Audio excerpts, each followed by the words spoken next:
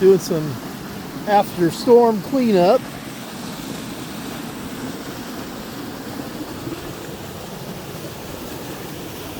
I'm going to be grading the road, and I need to get all this brush off the road, off the edges of the road, because the land plane grabs on it and pulls it out into the road. So I'll try to get as much off the edges as I can, and then start working on filling these holes in the road.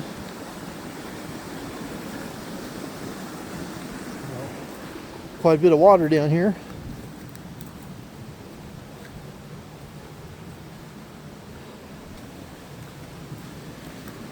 This is a tree that blew down a couple months ago. We got all these branches to pick up here. Probably might get the winch on the pickup and hook onto that and pull it up that way eventually and cut all that up.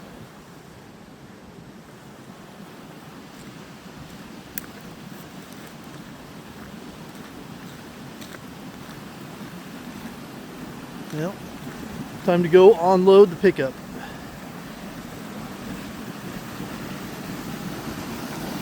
This is my third load, about that size, off our driveway. Getting my exercise for the day.